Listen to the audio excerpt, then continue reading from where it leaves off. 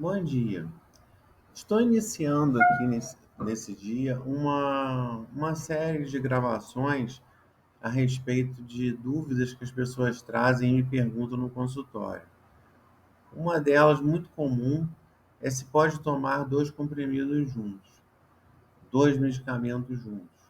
Se o seu médico não especificou que o comprimido tem que ser separado na receita, eles podem ser tomados juntos. Não há nenhum problema.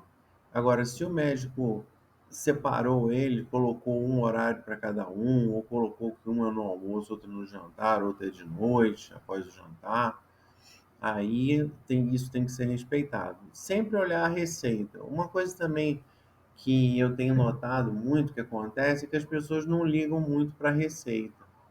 Elas simplesmente perdem a receita, não sabem da receita. Quando você pede a receita, às vezes, de um outro médico, eles vêm com um monte de tampinha de caixa de remédio. Isso não é legal. A receita é um documento. Ela deve ser guardada e só descartada quando vem uma nova receita, tá? Outra coisa, qual é o perigo da pressão, alta ou baixa? A pressão perigosa é a pressão alta. Dificilmente uma pressão baixa vai abaixar a ponto de, digamos, parar o coração, que é normalmente o que as pessoas falam para mim. A pressão baixa, quando ela acontecer, você põe alguma coisa salgada na boca, ou então você deita e coloca as pernas para cima.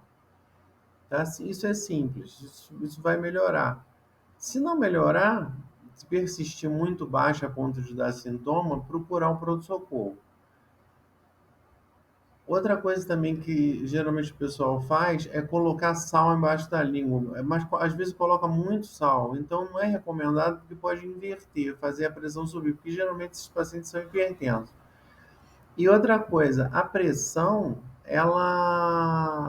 baixa, ela não é um estado de piora da situação. Na verdade, ela é um estado de melhora. Porque se você está tratando da pressão alta, toma remédio, e a sua pressão abaixa, isso é sinal que você está melhorando, e que os remédios vão começar a ser retirados, diminuir as doses e tudo mais.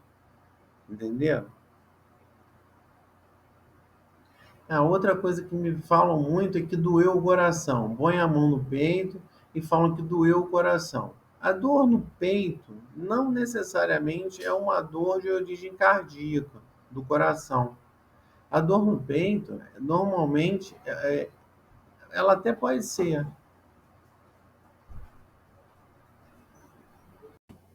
Bom, vamos dar continuidade aqui no papo de consultório, um- uma nova perspectiva aqui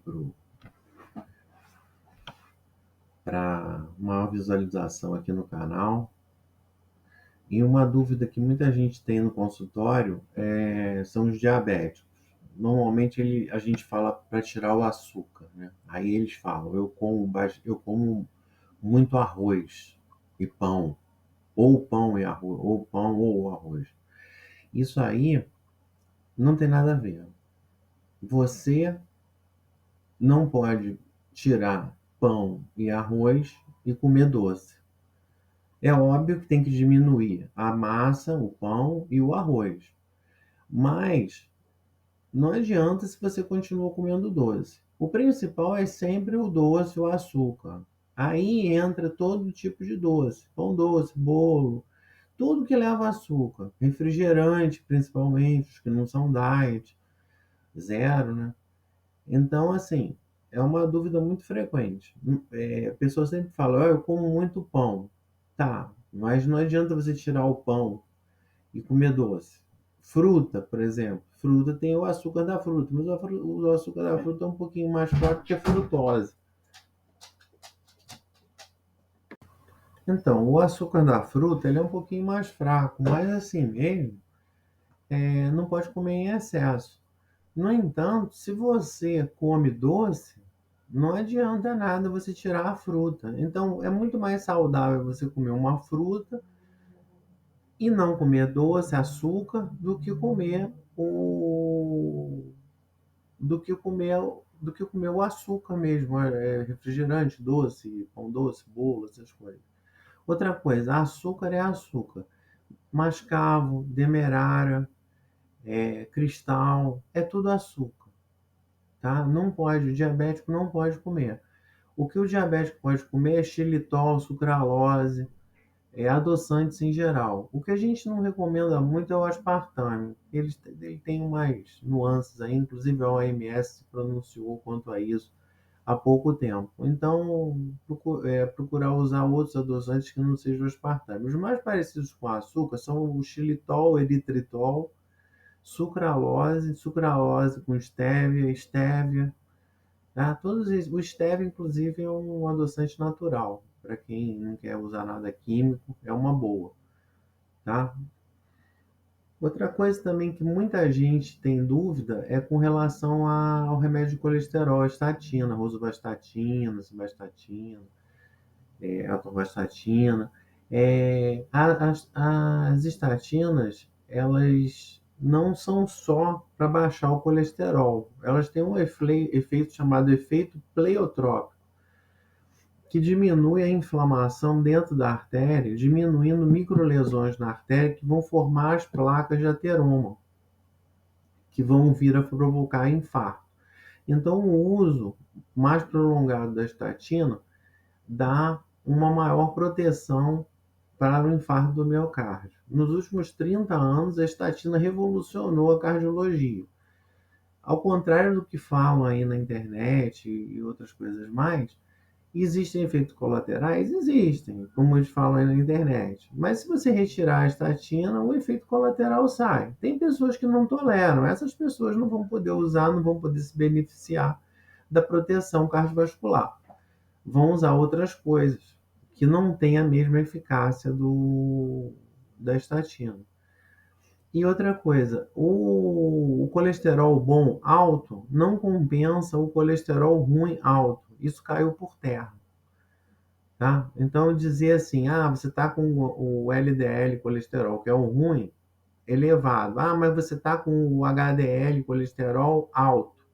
Bom, o bom colesterol alto também. Isso, um não compensa o outro. Sempre tem que baixar o colesterol ruim.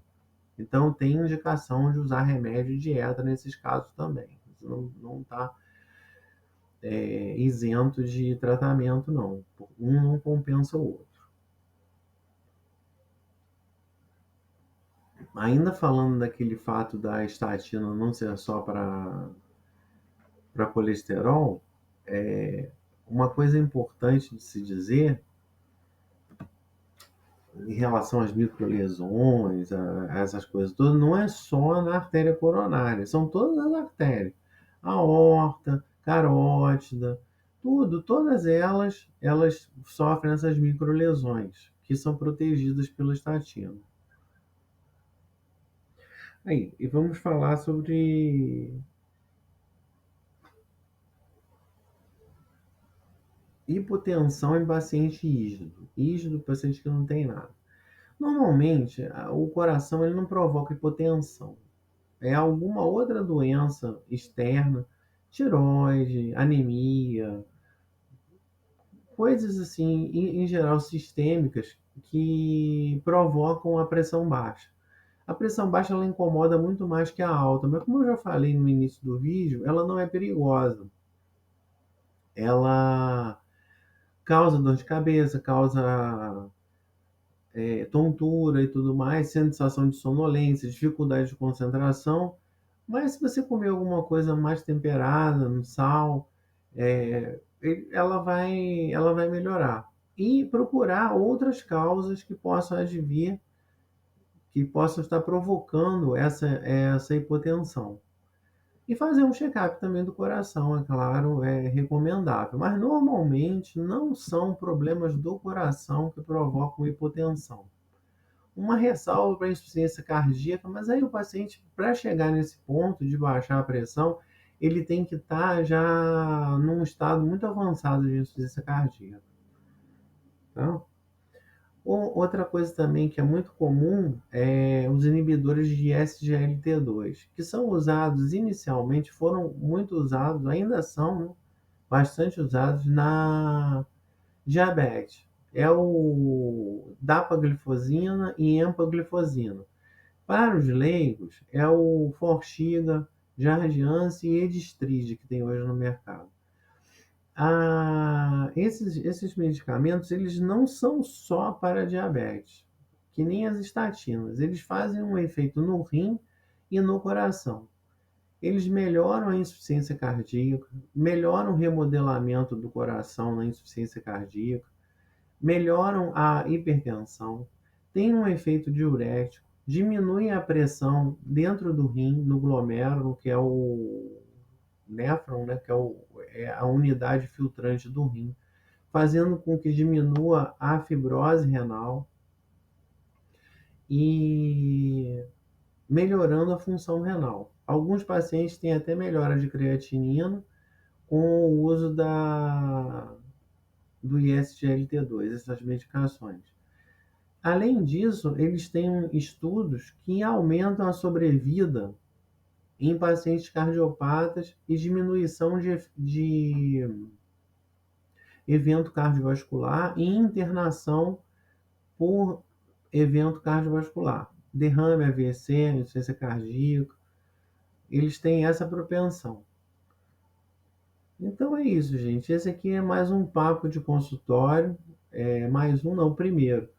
E esperamos fazer muitos outros. Eu vou anotando o que os pacientes vão me perguntando lá e vou respondendo aqui. Fiquem ligados, anotem aí o canal, dá o seu like, ligue o sininho para não perder nenhuma notificação. Tá? Boa tarde, obrigado.